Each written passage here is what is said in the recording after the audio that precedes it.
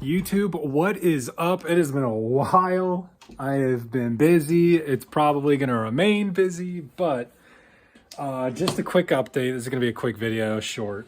I'm going to give an update on the cars go around and show you what I have still and what I don't.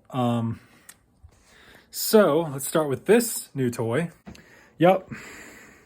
I got another one. So story goes, I actually got to flying this really well. I was taking off great, landing great. I didn't even have the safe on anymore. And it was a really broken up plane, the last one I had. The tail had broken off. Everything had been just, the wing, oh dude, it was horrible. So point is, it was about, what was it, last winter? The end of last winter, or maybe even midwinter, I got rid of it. I just threw it in the trash because it was just dead. I took all the electronics out and it just flew like crap. So I've been looking at it for one ever since. And of course I missed all summer without one, which would have been great to fly because most summer days are still, so you can fly these. But I'm back at the beginning of winter when it's all the wind picks up, of course. So I'm just hyped to be back in the plane game. As you know, I have the Habaco Superstar, which is still in the basement, just basically as I left it. I did take it out recently and didn't do a video of it. I got it running full throttle, and it's basically ready to fly. So I'm very excited to get that going. I got my trust certification. I will get insurance through AMA for both planes. And then, what was the other thing you got to do for flying? I forget, but whatever the other thing is, I'm going to cover. But we are back into aviation, man. I'm so flipping hype on this. This plane is, I got for the same price as the last one. And this one's in perfect condition. I mean, okay, we got a couple nicks here and there, but no serious damage, no bends. I take that back, a tiny slight one and a tinier slight one. But the guy was super cool. He delivered it actually. So anyway, we are back in the game for some flying. So let's head upstairs and I'm going to show you what I have left of the fleet because we're slimming down, people. And one of them is actually for sale and I've been on the fence about selling it, but I plan to sell it. I don't really want to trade. I want to thin the herd because I want to focus on aviation more. Street racing is just, I still want to do it. I want to have cars for it, but it just takes up a lot of time and I've been just not finding good parking lots to race. So we got the NTC3 and actually I did this body up. I don't think I did a video on this. This is the blue Supra body, which is now Brian O'Connor body, and I made my own stickers, which turned out horrible, but I put new tires on it and haven't run it since. It's been sitting for about 2 weeks now. RS4 is still over there, still a drift car, runs great. I actually haven't oh, the tank was leaking. There's a bunch of residue every time I drive this thing. And I'm like, why is there so much like residue on the chassis? And I had a slight hole in the tank. You just pressurize it, you'll find it. So, but I still have that. Contemplating selling it because I just kind of want the money and I want to put it in, a different car. And so I'll talk about the plan for that after, but I don't know because it's an RS4. It's iconic. It's a perfect drift car. I don't really feel like getting rid of it, especially with nor the NTC or the LD3. I do have the LD3, but that is down right now, and I'll show you that as well. Here we have some wheels and tires I was going to use, but I ended up getting the cheap tires and just gluing them. They actually are better than these, to be honest with you, the ones that are on the NTC. Okay, so we got this bump box yesterday for free. Like, I think it was like 20 minutes away. In the neighborhood near work. Dude had it up for free. I said, okay, I'll take it. I have no use for it really though. He said he used it on his NTC3, but honestly, I don't know what to do with it. I might just sell it, but I feel like it would go well with the LD3. By the way, that's the car I'm selling. The LD3 because it's an off nut, but the LD3 has the auto start. So it's pointless. You can't do it. You can't even use it. So anyway, let's update on the OFNA. Was racing this past weekend and smacked a curb and I actually broke the, let's see, do I have it? Yep. Broke the CV cup. Literally just broke that. That was it, thankfully. And of course that part is discontinued, so I did some measurements on it and cross-referenced a couple other parts and got it on the way. I think it comes in today, actually. So I am keeping this car around, and this is the car that's going to go, I think. It is still, this car is not discontinued. This you can still find for sale online, so I feel that it's right that I sell this because, I mean, I can still find it.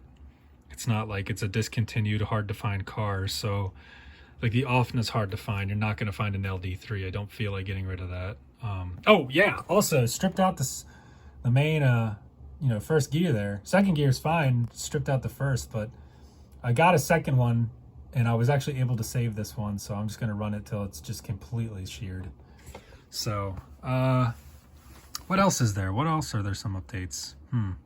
That's it. So you guys know I'm an on-road fan. I've always wanted a 5th scale LG, or sorry, FG Sportline, and we all know FGs are just top of the line expensive and hard to find, really, in the thousands. Well, I'm cheap, so I did the right thing and set up a purchase for a 5B Baja. I think it's like $200. It's got a blown motor, and I'm going to convert it to a Baja 5R. Yeah, that's it, Baja 5R. And if you look it up, it's not very common. I think HPI only made it. Roven never made it. They made their own on-road car, which I just personally think is crap. So the Baja 5R, is lowered. It's got everything's the same, really. It has sway bars. I don't know how I'm gonna find the sway bars. And the front bumper's different. I think the exhaust pipe is different, and the rear end, like the rear plastics are different. Really, just a lot of the aesthetics are different. The frame and chassis are almost identical. The big thing I got to get are different shocks. That's it, just lowered shocks. But I think you can actually get away with, because the stock ones actually have 2 springs. I forget what they call them. Rally cars have them, but they have like a upper spring and a lower spring. I forget what they call it. There's a technical term for it that I don't know. But for the Baja 5R, you can actually just take off the top spring. It'll lower your rear end, but then you're still dealing with a soft suspension, which doesn't really go well with a touring car. But you guys know I love touring cars and aviation. So that also, what you didn't notice in this video, I just sold right before this video the Traxxas V, and that was an easy sell. I'm not gonna lie, because I was never gonna use it. Honestly, if I don't use an RC car, I don't need it, as vintage as it is. So the NTC and the Offna, I make an exception for, because those cars are pretty freaking crazy to me.